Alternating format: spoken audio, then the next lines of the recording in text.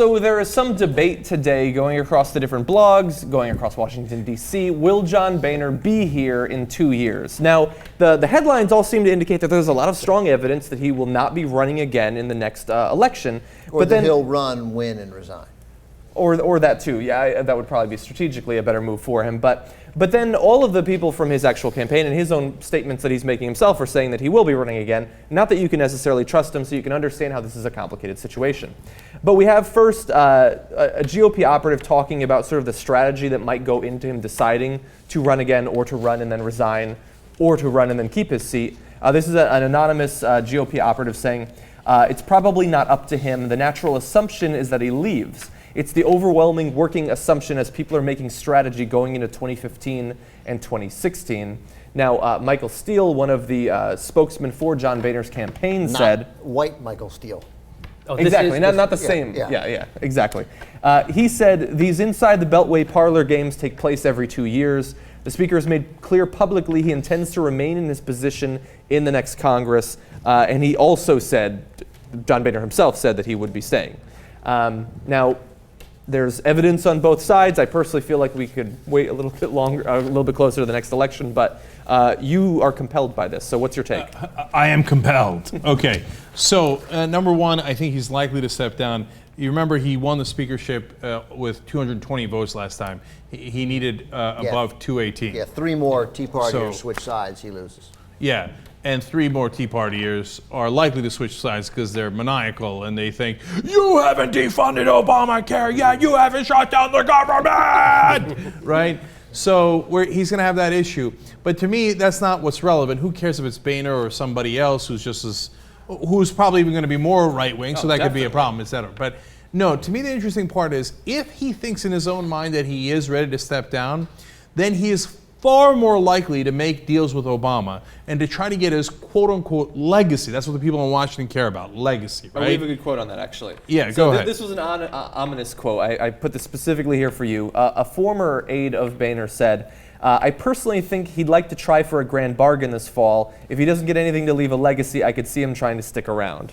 Bingo. So, man, that's Sophie's choice there. Grand bargain or more Boehner for a couple more years. So I think what's going to happen over the next, until the 2014 elections is if Boehner if these insiders are right and that he's making appearances about how he's going to stay because he has to so he doesn't lose his political power, but in fact he intends to leave because he doesn't want to get embarrassed by getting thrown out of office. And they care about that tremendously. The politicians, it's all about their grandeur and their glory and all of that, right?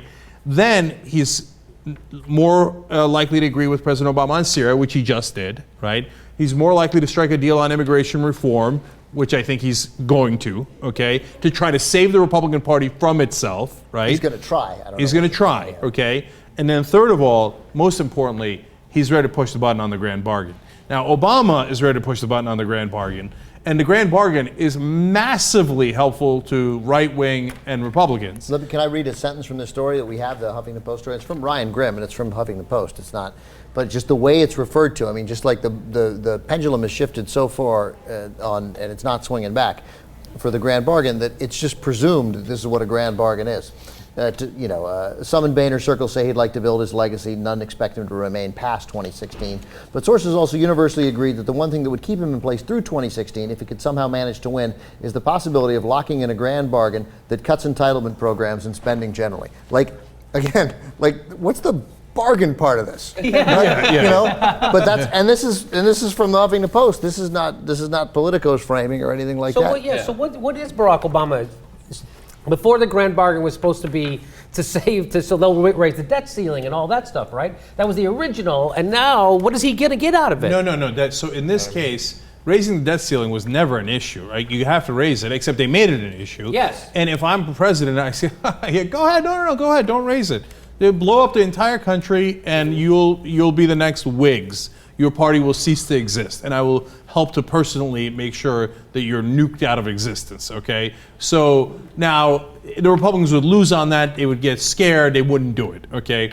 But Obama wants the grand bargain, he wants to cut entitlements, he's wanted it from day one. I have a progressive congressman who told me personally, he heard from Obama's lips, it's his #1 objective. okay, so that he can say he is above politics, so that he has the great glory of striking a grand bargain. He was never just a Democratic president, he was the people's president. That's why he screwed them so badly, So right? it's still that horrible, that infection that liberals have, or Barack Obama, to still get admiration from people who hate him. That's right. That's right. Yeah, that's a Yeah. good point. Which And- he will not get. Which even he'll if never He won't get. get even Grand if he bargain. passes a grand bargain. Doesn't matter.